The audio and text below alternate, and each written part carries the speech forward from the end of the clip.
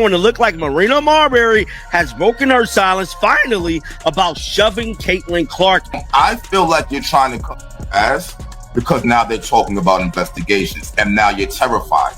Now you're scared. Now you're... Caitlin Clark takes an elbow, a finger to the eye, and is eventually shoved hard enough to fall to the court. Meanwhile, Marina Mabrey remains in the game after receiving only a technical foul.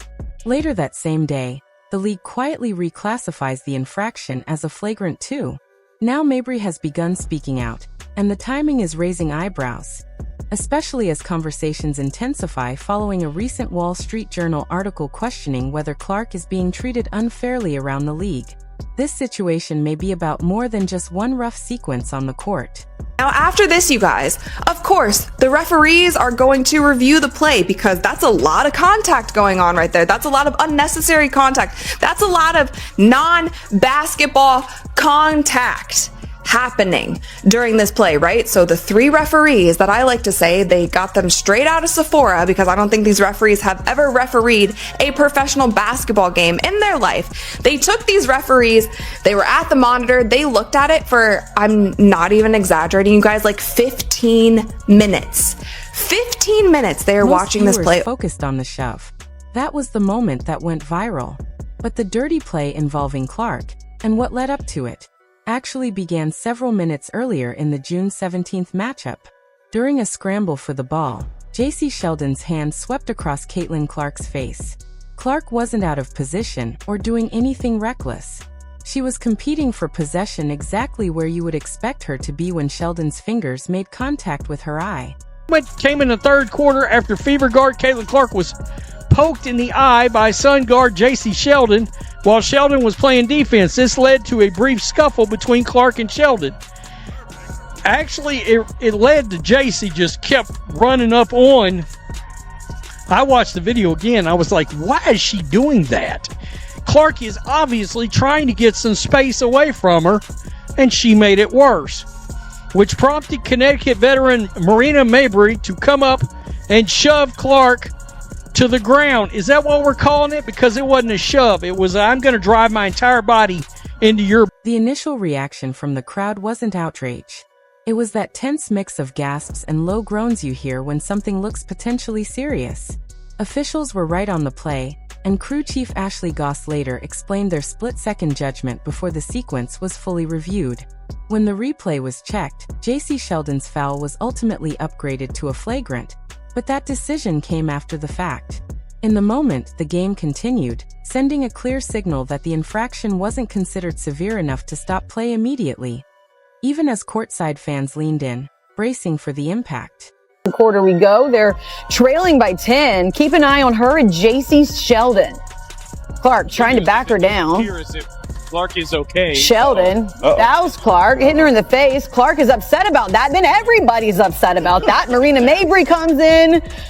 She decks Clark, tempers flaring on both. The crowd murmured, still processing what they had just seen on the broadcast.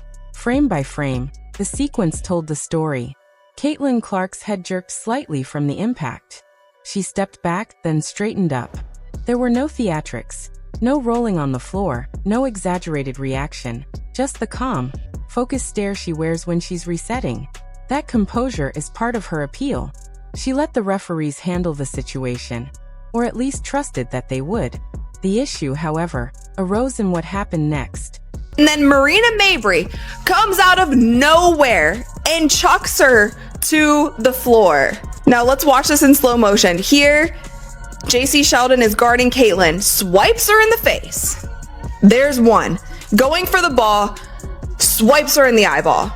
Caitlin's gonna have to start wearing goggles. And then Caitlin pushes her off of her, like, why are you still in my face? Marina Mabrey, bat out of hell, chucks Caitlin Clark to the... When a player of her stature doesn't receive immediate protection, the intensity of the game shifts quickly. There's an unspoken message. The next one might be harder. A different kind of energy starts to creep in. You see it across all sports. When officials miss, or delay addressing, a dangerous foul, someone else on the court eventually takes matters into their own hands.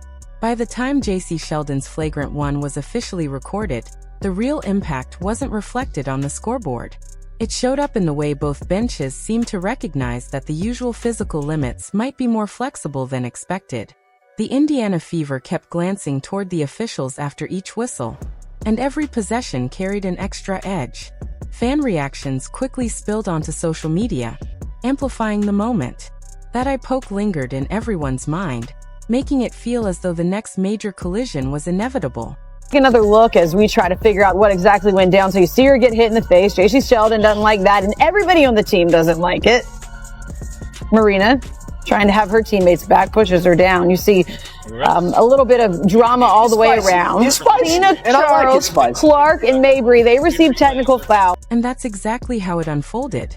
The shove that took over social media didn't happen out of nowhere. It came after several minutes of simmering tension that the earlier missed call had allowed to build. So why, even with the flagrant already on the books, did the situation still escalate? And what made Marina Mabrey feel the need to intervene? Mabrey's response was immediate, and she has continued to stand by one explanation. She was protecting her teammate. That remains her primary defense. But when you slow down the footage, her claim doesn't fully align with what actually played out on the court. Concluded. So at the end of the day, it was a play on the ball when she did it, and I probably overreacted a little, but my teammate is getting hit, and I'm not okay with that. It wasn't like I hate her. Here I do. I don't do stuff like that. Everybody knows that I've never done that before. It's fascinating to hear, maybe reflecting on a moment that vilified her to a huge portion of WNBA fan base. Yeah.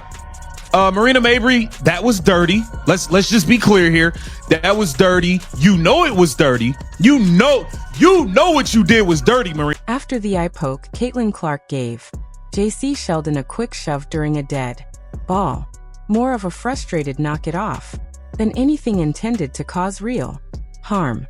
Sheldon barely moved, staying upright and steady with no risk of falling or being hit again. Within analyst breakdown, league rules, fair play, and rivalry dynamics. Seconds, Marina Mabrey stepped in not to separate them or guide her teammate away, but to lower her shoulder and deliver a full-body shove that sent Clark crashing hard onto the hardwood.